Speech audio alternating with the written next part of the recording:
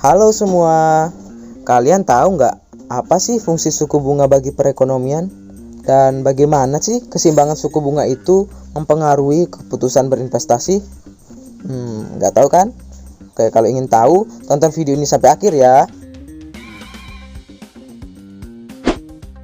Suku bunga memberikan keuntungan berupa sejumlah uang yang dipinjamkan kepada pihak lain berdasarkan perhitungan waktu dan nilai ekonomis. Tinggi rendahnya suku bunga menentukan tinggi rendahnya keuntungan. Contohnya, kegiatan orang yang meminjam uang atau menabung uang di perbankan konvensional. Dalam perekonomian, fungsi suku bunga diantaranya: yang pertama, mendorong arus tabung menuju investasi dalam mendukung pertumbuhan ekonomi. Kedua, mendistribusikan jumlah kredit yang tersedia, umumnya memberikan kredit untuk proyek investasi yang menjanjikan pengembalian tertinggi. Ketiga, membuat keseimbangan jumlah uang beredar dengan permintaan uang dari suatu negara. Dan yang keempat, menjadi alat penting dari kebijakan pemerintah melalui pengaruhnya terhadap jumlah tabungan dan investasi. Sedangkan menurut Sundaria, seorang penulis buku yang berjudul Pengantar Pasar Modal, menuliskan bahwa tingkat bunga dalam suatu perekonomian memiliki fungsi. Di antaranya, 1. Sebagai daya tarik bagi investor untuk menginvestasikan uangnya. 2. Tingkat bunga dapat digunakan sebagai alat kontrol oleh negara atas dana langsung atau investasi di bidang ekonomi. Ketiga, tingkat bunga dapat digunakan sebagai instrumen moneter untuk mengontrol penawaran dan permintaan uang dalam suatu perekonomian. Dan yang terakhir, pemerintah mampu memanipulasi tingkat suku bunga dalam meningkatkan produksi. Sebagai akibatnya, tingkat suku bunga bisa digunakan dalam mengontrol tingkat inflasi. Oke, kita sudah paham nih mengenai fungsi suku bunga bagi suatu perekonomian. Kita beralih ke teori tingkat keseimbangan suku bunga dan pengaruhnya terhadap keputusan berinvestasi. Jadi ada beberapa teori mengenai keseimbangan tingkat bunga. Di antaranya, keseimbangan tingkat bunga menurut teori klasik. Menurut teori klasik, tingkat suku bunga merupakan teori permintaan penawaran terhadap tabungan. Menurut teori klasik bahwa tabungan masyarakat adalah fungsi dari tingkat suku bunga.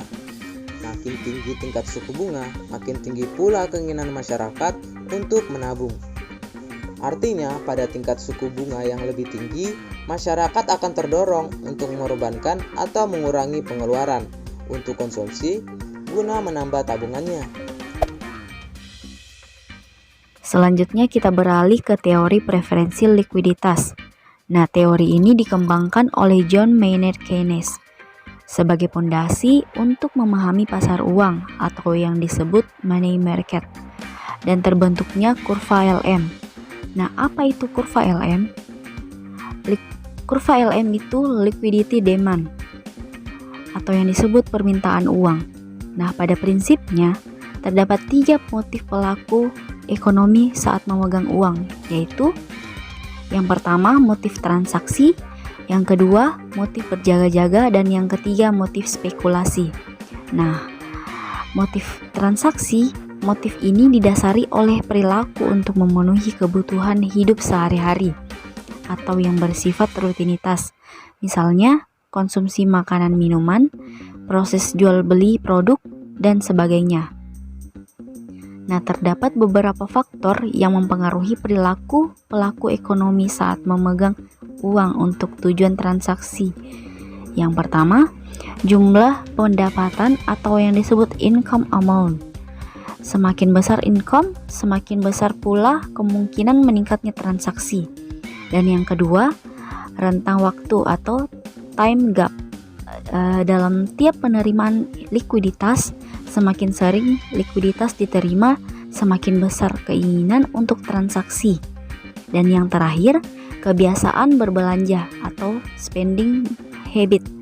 Semakin tinggi kebiasaan berbelanja, semakin besar keinginan untuk melakukan transaksi.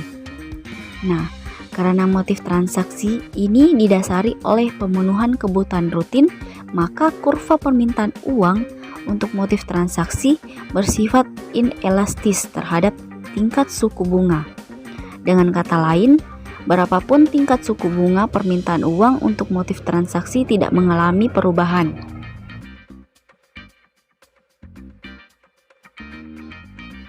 Adapun motif kehati-hatian, pada dasarnya setiap pelaku ekonomi memiliki keinginan untuk menyimpan sebagian income supaya dapat digunakan jika sewaktu-waktu dibutuhkan. Alasan inilah yang mendasari motif memegang uang untuk berjaga-jaga. Adapun faktor-faktor yang mempengaruhi permintaan uang untuk berjaga-jaga antara lain, yang pertama pendapatan. Semakin besar income, semakin besar pula keinginan menyimpan lebih banyak uang untuk berjaga-jaga. Dan yang kedua, tipe kepribadian. Individu yang meyakini pentingnya masa depan akan cenderung mengantisipasi dengan menyimpan lebih banyak uang. Nah, kurva permintaan uang untuk motif berjaga-jaga serupa dengan kurva permintaan uang untuk motif transaksi, yakni inelastis sempurna terhadap tingkat suku bunga.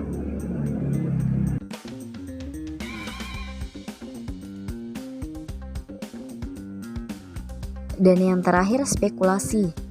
Keinginan memegang uang untuk berspekulasi didasari pada perilaku pelaku ekonomi yang ingin mendapatkan manfaat atau keuntungan dari meningkatnya nilai portofolio di masa mendatang, misalnya melalui pembelian saham atau obligasi. Dengan demikian, besar kecilnya tingkat suku bunga akan mempengaruhi pengambilan keputusan pelaku ekonomi, di mana semakin rendah tingkat suku bunga dari nilai uang yang dipegang akan mendorong pelaku ekonomi meningkatkan spekulasi atau membeli lebih banyak saham atau obligasi. Demikian pula sebaliknya. Selanjutnya, teori dana pinjam. Teori ini menggunakan asumsi bahwa tingkat bunga ditentukan antara kekuatan permintaan dan penawaran dana pinjam. Kekuatan dana pinjam dalam suatu perekonomian berasal dari 3 segmen. Yang pertama masyarakat, unit bisnis, dan pemerintah.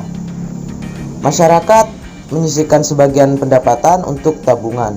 Demikian juga perusahaan mengalokasikan sebagian laba atau kas ke berbagai instrumen keuangan. Sementara itu, pemerintah memasok uang jika menjalankan surplus fiskal di mana pendapatan pajak melebihi pengeluaran. Sementara itu, permintaan dana pinjam juga berasal dari 3 sektor tersebut, di mana masyarakat meminjam dana, misalnya dari bank, untuk membeli berbagai barang seperti rumah dan mobil. Perusahaan menggunakannya untuk keperluan modal. Sementara itu, pemerintah menggunakan dana untuk menutupi defisit negara. Pasar dana pinjam mencapai keseimbangan ketika permintaan sama dengan penawaran, yang mana menentukan jumlah dana pinjaman dan suku bunga di dalam sebuah perekonomian. Oke, sampai di sini dulu ya pembahasan kita. Semoga pembahasan kami di video ini bisa menambah manfaat dan pengetahuan kamu. Sampai ketemu lagi di video selanjutnya.